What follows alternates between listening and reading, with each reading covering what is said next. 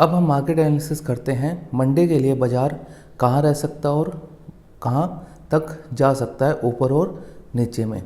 Indian market analysis करने से पहले अपन बात करते हैं यूएस की और चाइना की, क्योंकि ये दो फैक्टर्स हमारे लिए काफ़ी ज़्यादा काम करते हैं अभी के समय के लिए।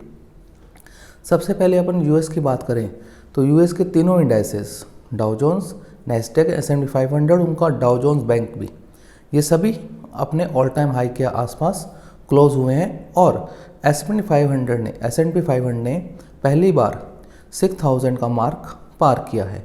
6000 मार्क के बाद ये ऊपर भी गया, लेकिन एंड ऑफ द डे सभी इंडाइसेस के अंदर सेलिंग आ गई।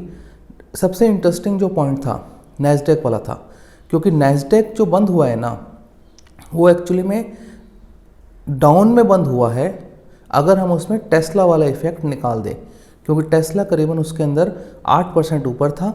तो अगर वो टेस्ला का अगर इफेक्ट निकाल दें तो नैस्डैक के अंदर थोड़ी सी मंदी है और सभी टेक शेयर्स में एक तरह से मुनाफा वसूली थोड़ी बहुत होनी स्टार्ट हो रही है। अब ये आगे आने वाले हफ्तों में कैसे पैन आउट होता है हम उसको देखेंगे। टेस्ला में जो रैली है, सिंपली जो ट्रंप की जीत है उसकी वजह से टेस्ला के अंदर रैली हो रही है।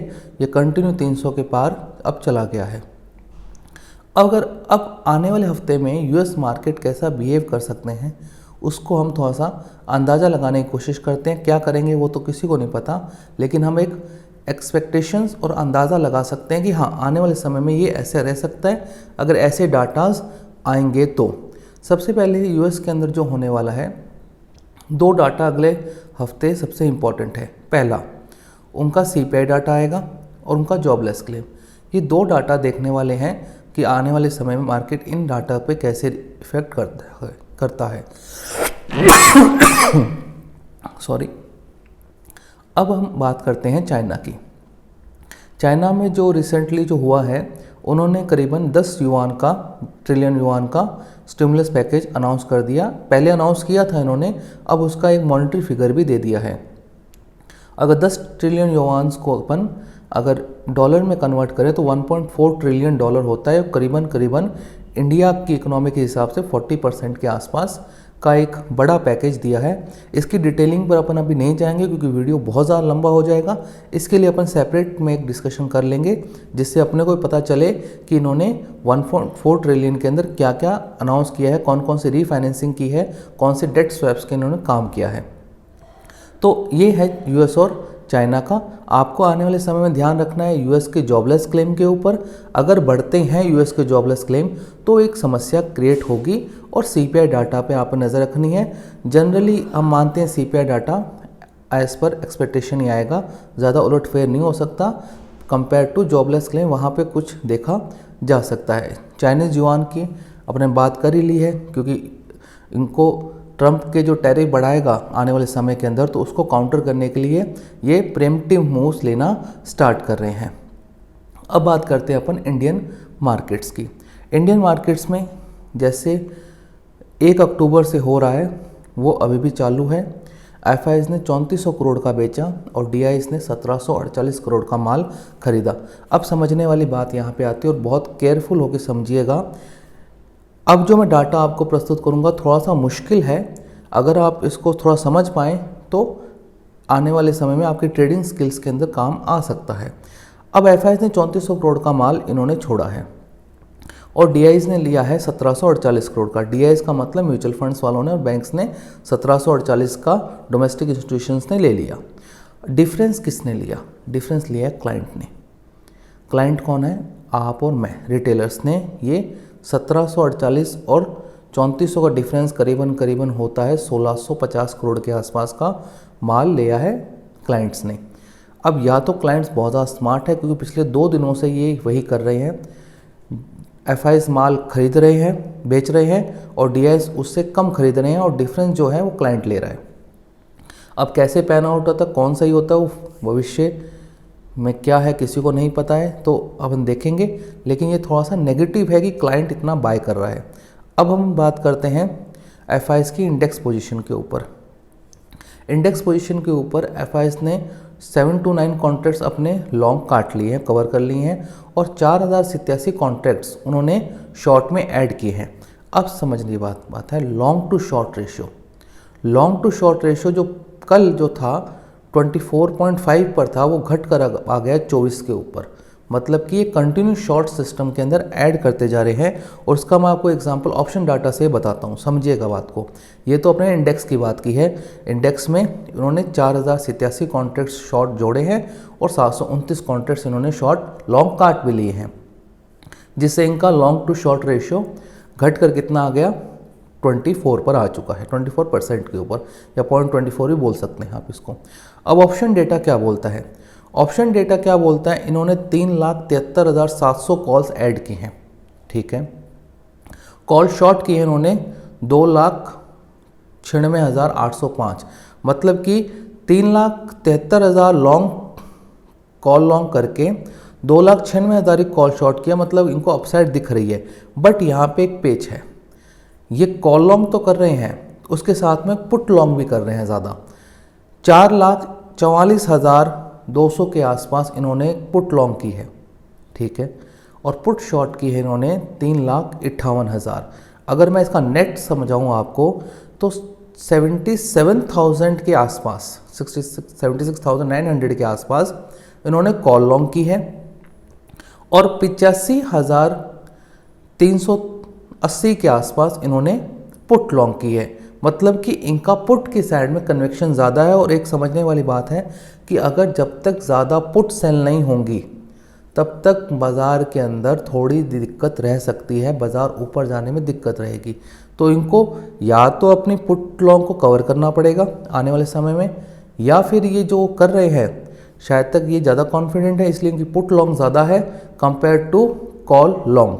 तो अब क्या होता है क्या नहीं होता वो आगे वाले समय में होगा। ज़्यादातर अगर हम समझे तो ये पुट लॉन्ग जो है वो करीबन 24,000 के आसपास, 24,200 के आसपास की होनी चाहिए, क्योंकि यहीं पर हमारा ऑप्शन डेटा और सारा सब है। तो इसलिए ये पुट लॉन्ग का है। और जो कॉल लॉन्ग है वो शायद ऊपर के लेवल में हो सकती है इनकी, जब ये मार्केट जब ऊपर गया था तब की है। तो देखते हैं कैसे ये बाज़ार बिहेव करता है इस डाटा के ऊपर। अब अपन टेक्निकल्स पर देखते हैं, नंबर्स पर, कि बाज़ार कहाँ तक लेवल सपोर्ट और रेजिस्टेंस ले सकता है। पहली चीज़, निफ्टी क्लोज हुआ है 24,148 के ऊपर निफ्टी क्लोज हुआ है। अब निफ्टी जहाँ पर क्लोज हुआ है वहाँ से समस्या ये आ जाती है, जो सपोर्ट और रेजिस्टेंस है वो दोनों दूर है। मतलब या तो बाज़ार कुछ समय तक इसी के अंदर टाइम करेक्शन बिताएगा, अदरवाइज बाज़ार एक साइड में बहुत बड़ा मूव देने के लिए तैयारी कर रहा है। तो इसमें क्या होता है, आपको ऑप्शंस को भूलना पड़ेगा। आप ऑप्शन से ट्रेड नहीं कर सकते हैं। आपको ट्रेड करना है तो आप फ्यूचर के थ्रू ट्रेड कीजिए, क्योंकि प्रॉब्लम क्या आ जाएगी, या तो आप स्टॉक्स के अंदर ऑप्शन कीजिए, वो इलिक्विड होते हैं, उसमें करने का कोई मतलब नहीं है। अदरवाइज़ अगर आप निफ्टी के अंदर अगर आप ऑप्शंस करेंगे तो कोई मतलब नहीं बनेगा, क्योंकि आईवीज़ का प्रीमियम डीके हो जाएगा, क्योंकि जो सपोर्ट और रेजिस्टेंस आ रहे हैं वो बहुत दूर के आ रहे हैं।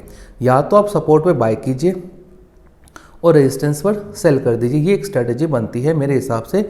अदरवाइज़ आप इसमें पैसा लूज़ ही करेंगे, आप नहीं कमा सकते इस डाटा के हिसाब से। जो डाटा भी मैंने आपको प्रस्तुत किया है ये ऑप्शन बायर के लिए नहीं है, ये पूरा इन्होंने ऑप्शन सेलर के हिसाब से बनाया। क्योंकि देखिए जितनी कॉल लॉन्ग की उतनी कॉल शॉर्ट कर दी, समझिए, तो ज़्यादा मूव नहीं है। अब ज़्यादा मूव नहीं है तो बाज़ार कहीं पर जाएगा नहीं।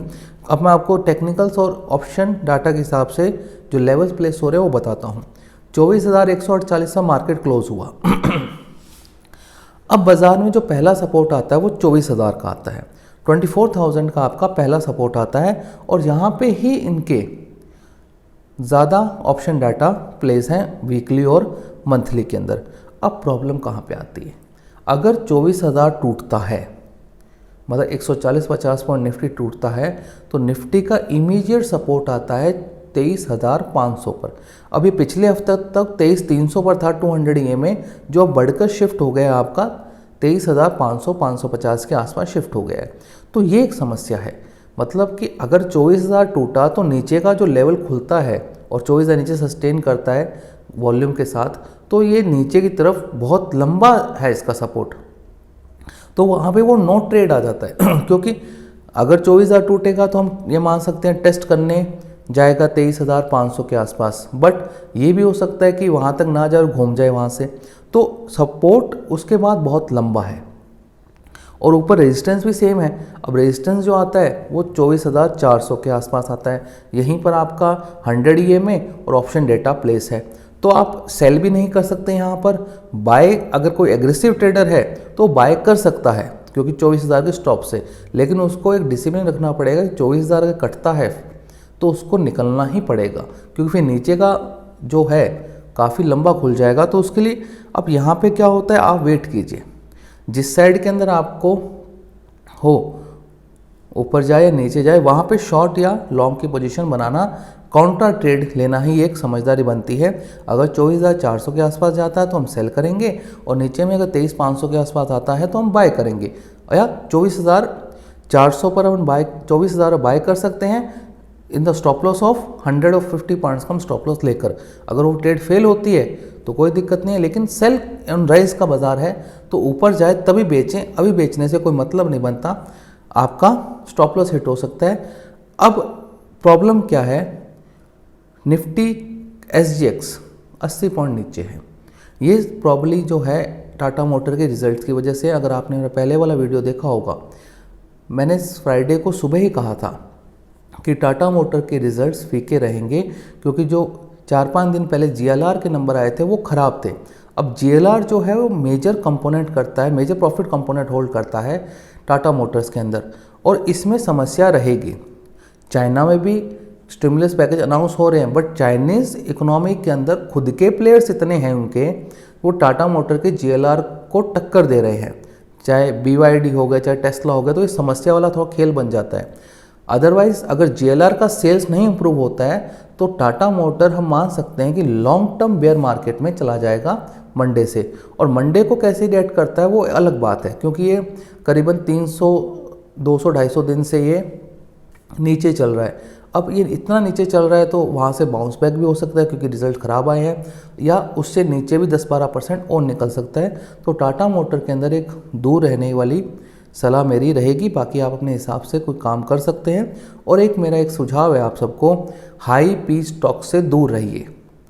जब तक बाजार स्टेबल नहीं होता, हाई पी स्टॉक से दूर रहिए। आप इतने बुरे फंस जाएंगे कि आपको निकालने वाला कोई नहीं मिलेगा, क्योंकि इतने हाई पीस के ऊपर समझिए, हाई पी है, मार्जिन ज़्यादा है, 20-30% का मार्जिन है तो कोई दिक्कत नहीं है। हाई पीस है लेकिन मार्जिन लो है, 10% का, 8% का, 12% का, 3% का, 2% का, 10% का, तो उन स्टॉक से आप दूर रहिए, नहीं तो आप बहुत बुरे फंस जाएंगे ट्रैप के अंदर, क्योंकि ये एक बहुत ज़्यादा मैनिपुलेशन वाला खेल बन जाता है वहाँ पर। बाकी आप बहुत समझदार हैं, सब अपने हिसाब से काम कर रहे हैं, क्योंकि अगर आपने पैसा लगाया है तो आप समझदार हैं, क्योंकि पैसा शेयर बाज़ार में वही लोग लगाते हैं जो समझदार हैं। और अगर आप बिना सोचे समझे पैसा लगा रहे हैं तो आप अपने हाथ जलाएंगे और कुछ भी नहीं होगा। End of the day you lose money. अगर आप ढंग से काम नहीं करेंगे या किसी के कहने पे काम करेंगे, you will and up loser. तो ऐसा मत कीजिए, आपको कुछ आता है तभी कीजिए, अदरवाइज़ आप दूर रह जाइए। बहुत काम है दुनिया में करने के लिए। शेयर बाज़ार एक ऐसा काम है जो किसी को नहीं करना चाहिए। हम भी करते हैं तो हमें कुछ आता नहीं है तब हम ये कर रहे हैं शेयर बाज़ार, अदरवाइज़ किसी को ये काम नहीं करना चाहिए। आपकी दुकान है, गल्ला है, आपका बिजनेस है, यू शुड उसको आप आगे बढ़ाइए। शेयर बाज़ार आपके लिए नहीं है। यहाँ पे आप पैसा लूज़ भी करेंगे। अगर आपका स्टॉक 200% बढ़ जाएगा ना तो भी आपसे नहीं बेचा जाएगा वो, और वो फिर 50% लूज़ में आप काटेंगे उसको। इससे अच्छा है आप किसी फाइनेंशियल एडवाइज़र की राय लीजिए, उसके हिसाब से चलिए, उसको अपना अकाउंट दीजिए। वो अगर फीस चार्ज करता है तो करने दीजिए उसको। आप 2-4-5% की फ़ीस के लालच के अंदर खुद के हाथ मत जलाइए, क्योंकि फाइनेंशियल एडवाइज़र जो करेगा उसको पता है वो क्या कर रहा है। अदरवाइज़ आप किसी कहने पे ये ले लेंगे, किसी कहने पे ये ले लेंगे, किसी कहने पे ये ले लेंगे, यू शुड, आपको एंड में लॉस ही होगा। तो मेरा एक पर्सनल सुझाव आपको यही है, अगर आप इन्वेस्टमेंट करना चाहते हैं तो आप किसी बढ़िया फाइनेंशियल एडवाइज़र के पास की राय लीजिए, जो रजिस्टर्ड है, उसको पता है वो क्या कर रहा है। चाहे 5-10% फीस लेगा, लेकिन आपका पैसा सुरक्षित रहेगा। तो मेरा तो राय यही है, बाकी आप सब समझदार हैं। Thank you for watching.